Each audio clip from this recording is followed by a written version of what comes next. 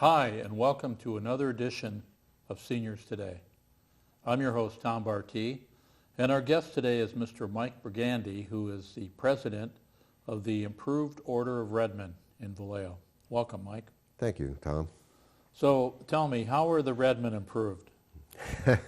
Or is that just, the way it is from... It's the terminology. Yeah. It used to be called the Redmen initially, and then along with two other chapters, it became the Improved Order of Redmen. Oh, okay. Now, did that happen recently or No, it happened back in 150 years ago? In 1847. Wow. Congress decreed that we would be the Improved Order of Redmen.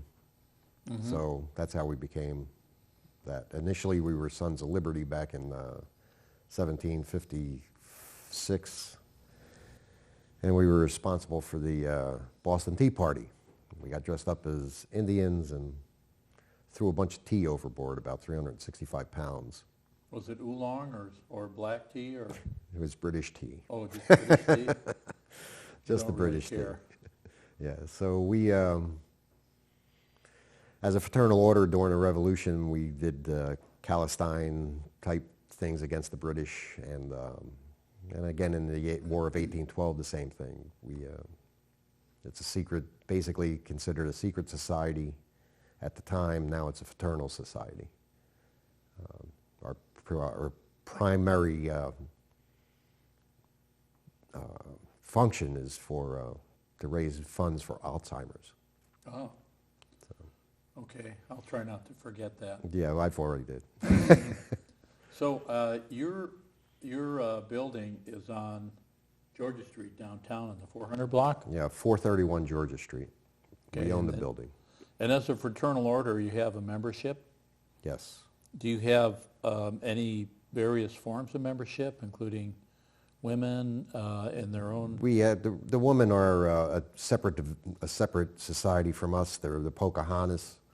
The Pocahontas was created when women decided they wanted to be part of the organization, but they didn't want to be with the men. So they established their own position, and we do different functions with the women. Different ceremonies are held with the women. So, yeah.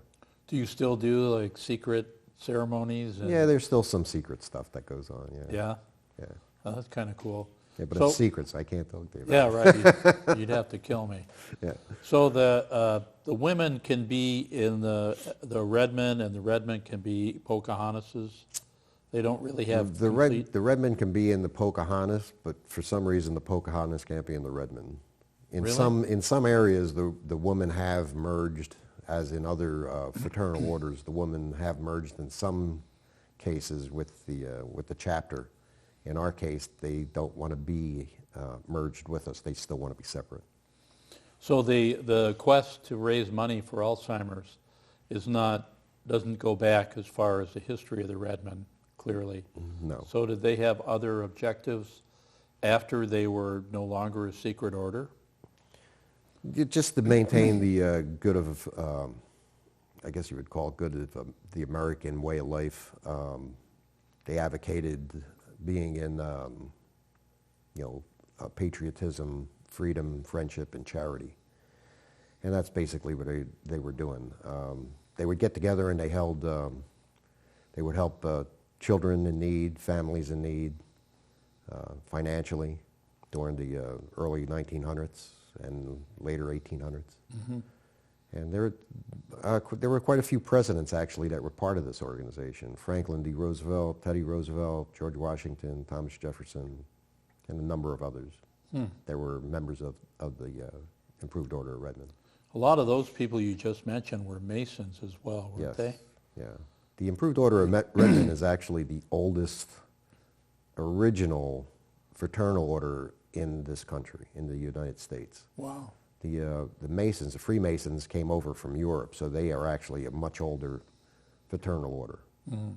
So, I know my grandfather was a Mason in Chicago. Okay. So I never really had a chance to talk to him much about it, but Apparently it was a big deal in Chicago. It was a big deal on the East Coast. Most of these organizations really thrived on the East Coast. They still basically thrive on the East Coast, but with today's move to electronics and the internet, the kids today don't seem to be joining these organizations, and the organizations are starting to lose membership at a high rate of pace. Mm-hmm. Well, I remember when I first started at General Mills, one of the guys that was training me in was the operations manager, and he told me one day, he says, well, Tom, last night I got inducted into the Order of the Moose. Right. And he kind of looked at me and he goes, you know, they have a secret ceremony. You know that, right? And he says, I can't tell you, but it was a secret ceremony. Anyway, I couldn't believe, at the time it was foreign to me that anybody would do, you know, but that's okay. Well, it still goes on, and now these organizations are finding that they need to change these rituals as they are to maybe update and get away from some of what's considered now a thing of the past. So in order to attract younger members, it's becoming a real challenge. But I am also a member of the Moose. Yeah. And so, you know, you look in Vallejo at the Elks Lodge and how they've had some closed. Challenges, and now they've sold their building. Right. And you look all over town and you find buildings that were formerly Masonic temples, Right. or Elks Lodges or whatever. And so it's pretty evident that some of these old fraternal orders are really struggling to keep going. Right, they are. Almost every one of them is. One of the exceptions I understand is the Oddfellows downtown on the 300 block of Georgia Street. Mm-hmm. They apparently are attracting a younger membership. I don't know how, I'm not sure what their numbers are, but they're doing a few things that are actually bringing younger members in, which is nice. We're just an old organization, and we have to make some changes soon. So I did a little reading about the order, the improved order of Redmond, and apparently at some point when they were formulating the organization, they tried to model the hierarchy of their organization actually after the Iroquois Indian. Correct. And they were mostly in New York, but they probably were throughout the Northeast. Yeah. And you know, that's kind of a sense of respect for their culture and their society. Oh yeah. Even though it wasn't really a Native American organization, right? Right. Yeah. We've had some Native Americans join in different areas. Up in Fort Bragg, we had a few that did join, but that's chapter since I think is folded.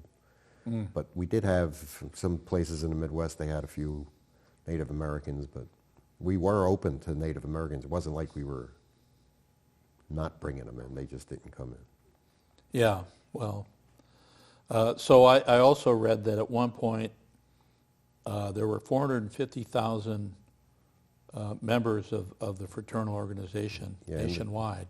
In the 20s, this organization, in Vallejo in particular, this organization was the organization to belong to. It was. Yeah, back around the late 1800s and early 1900s to around 1935, just before the war. And this was they used to put on a big band shows, artists came, Ella Fitzgerald, all of the name people used to come in, and the Redmond sponsored that over at the VFW Hall on Alabama Street. Marin. Okay. They used to use that building for their dances and stuff. Yeah, which is a very cool building, but is now privately owned. Right. And going under some extensive earthquake retrofitting. For the past few years, yes. So your building is a beautiful building. Yep. You look at it, people go, what the heck is that? And you have, you know, beautiful brickwork and inlays, and and it says, I think, the Order of the Samoset. Yeah, Samoset Hall. And Samoset Hall is the, how would you put it? We're the money part of our tribe.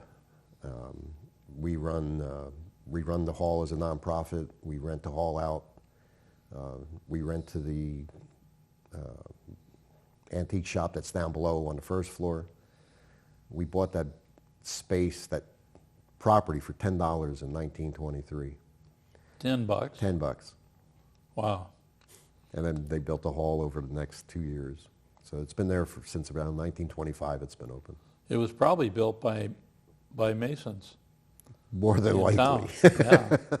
That's More pretty, than likely, yes. Yeah. Well, so you have regular meetings? We have meetings twice a month, the second and fourth Monday of the month.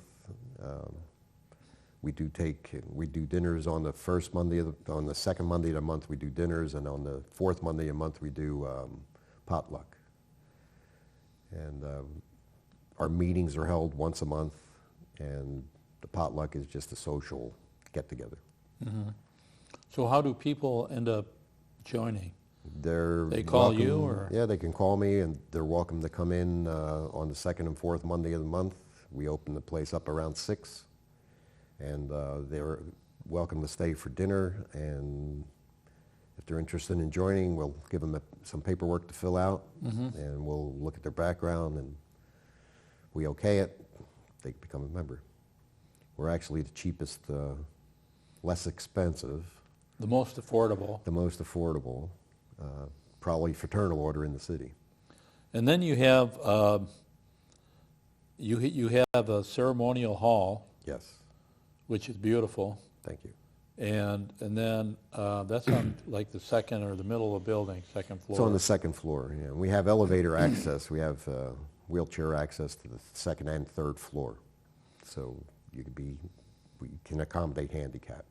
And then you also have a banquet hall Yes. with a full kitchen and a bar, Full kitchen and bar, right? which is a very cool opportunity for Yeah. events for people if they're interested. Yes. And you fact, rent we're- that out as well? Yeah, in fact, we're renting it out this weekend for a Buddhist community.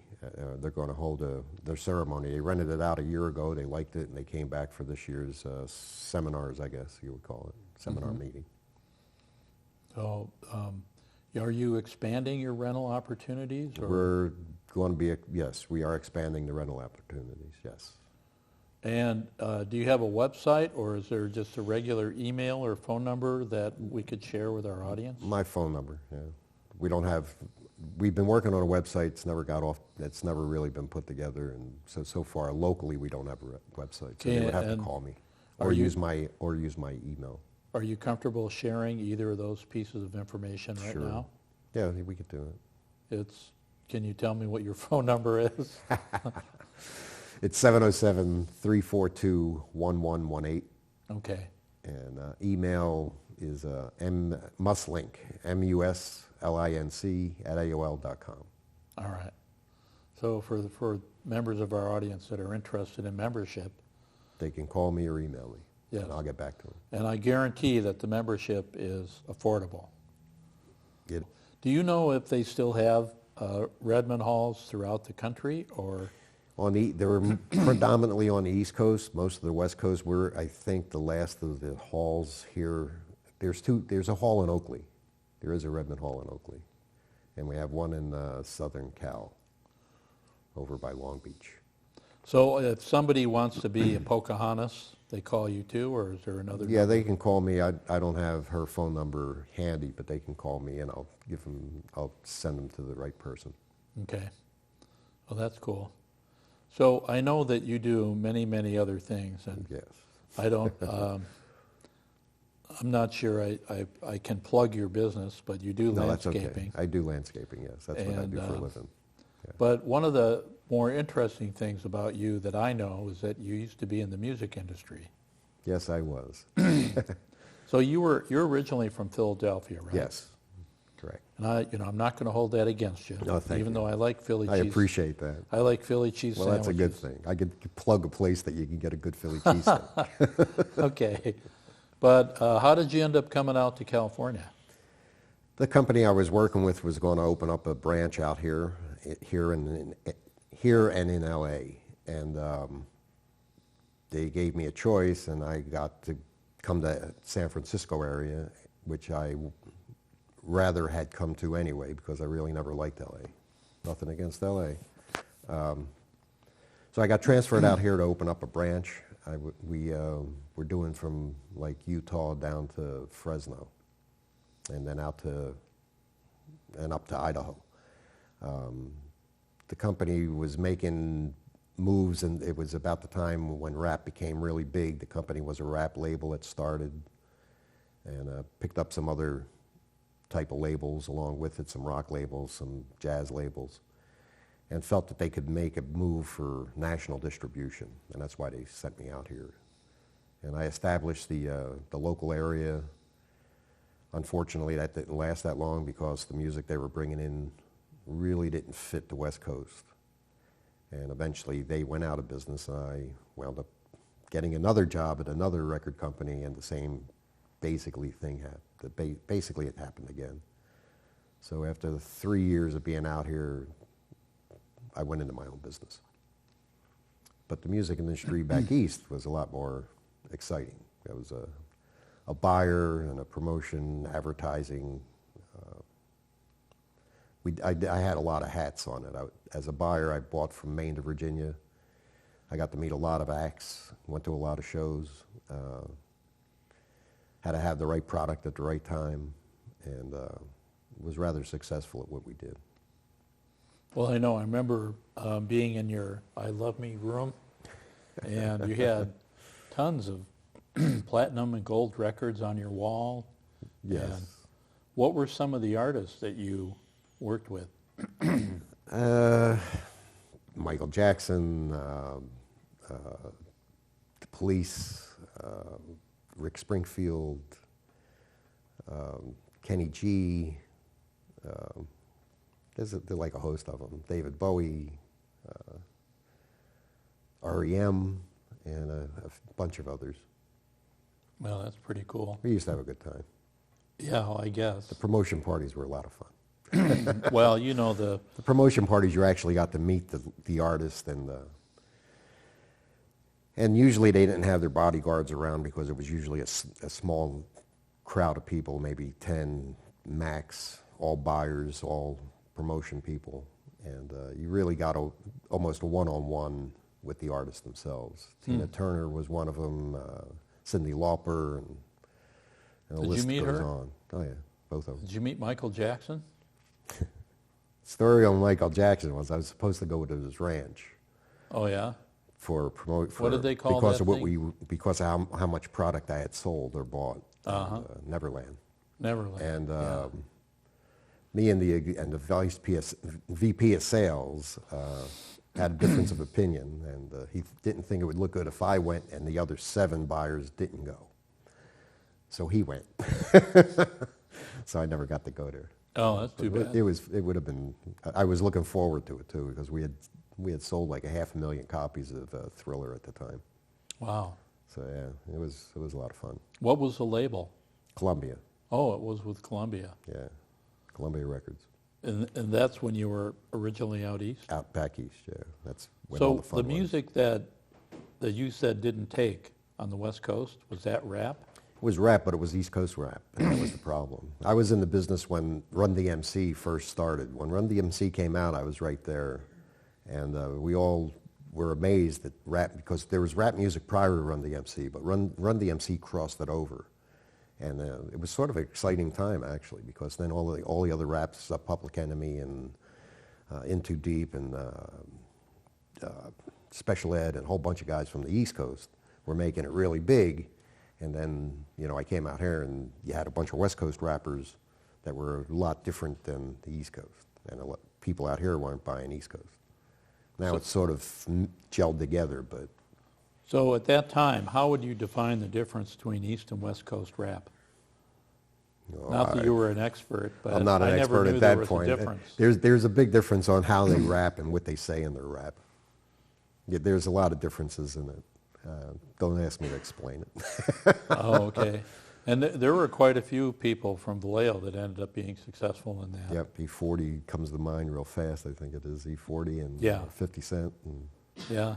quite a few other other guys. Yeah, you don't hear much about any of those guys anymore. They're actually doing production mostly. I mean, most of these guys went into producing, and they're in the background, or they're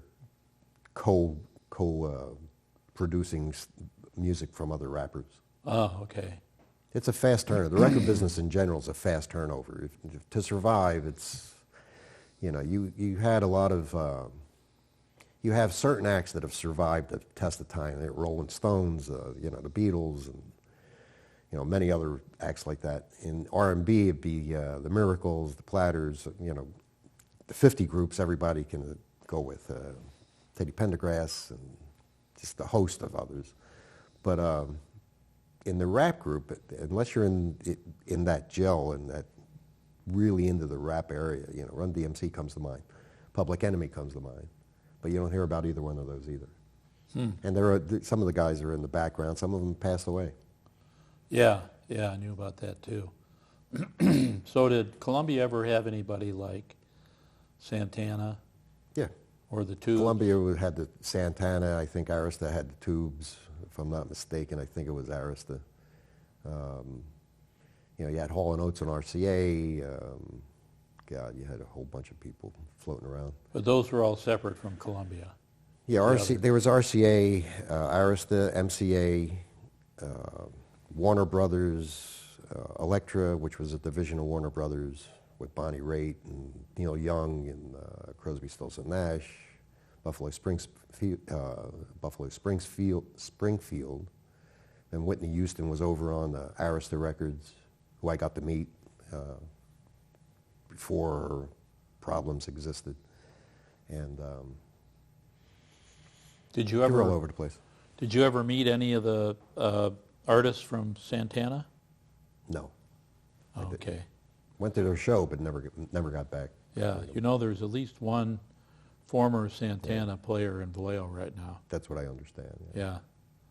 And it's cool to hear these, I don't want to label them, but they're older stories. Oh, yeah. And it's really incredible history. And a lot of people don't realize that Vallejo has so much music history. I was surprised when I moved out here that that many people came out of here.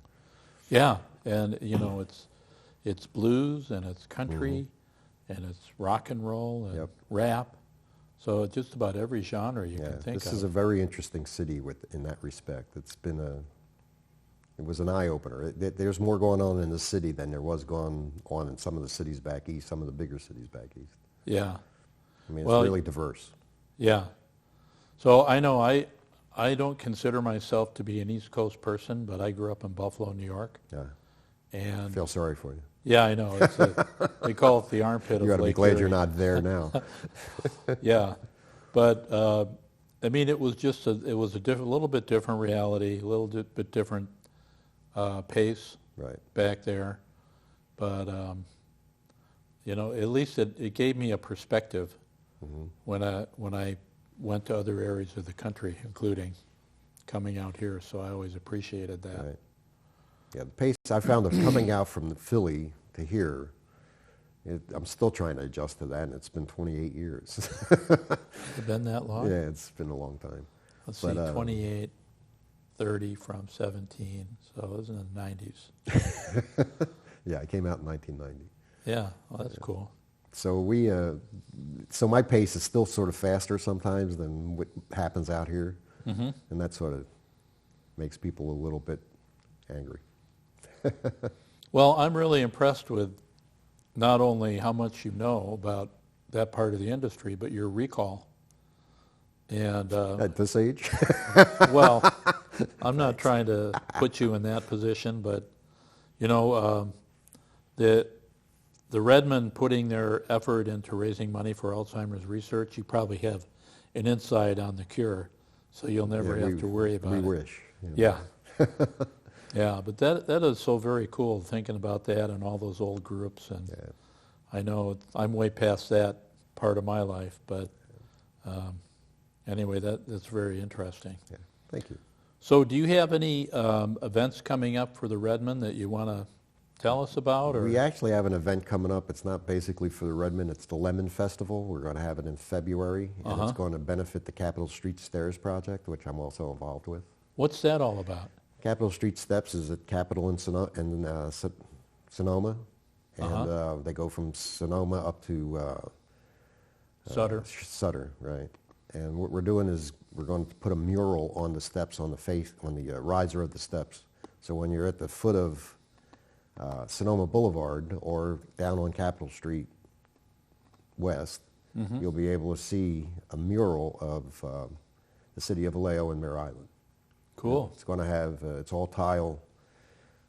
We're raising funds for that right now. We just came up with, we had a nice fundraiser back in November. We raised a good piece of money, and hopefully for the Lemon Festival we'll be doing the same. So if people, you're actually selling steps, Yes. and if somebody wanted to buy a step in their name Yep. with these beautiful tiles, who would they contact? You? Me again. And then Yeah. what's that number again? 707-342-1118. 1118. Well, that's very cool. Well, we're just about out of time for today, and it always goes way faster than you think. It does. Is there anything you want to share with us before we wrap it up? No, all I can say is this has been an interesting city. You know, it's just as diverse as it was in Philly. Actually, it seems almost more diverse than Philly in a way. It's close-knit. It's a lot of friendly people. I've had a great time here. Had a lot of opportunity. So I appreciate being here. Well, thank you, Mike. Thank you. You're a good friend, and I Same appreciate here. you being here today. Thanks for inviting me. Well, that's about all the time we have for today. Our show airs at 6 p.m. on Tuesdays and Thursdays at VCAT 27, AT&T UVerse 99, and streaming live video at vcat.tv. Come see us again next week.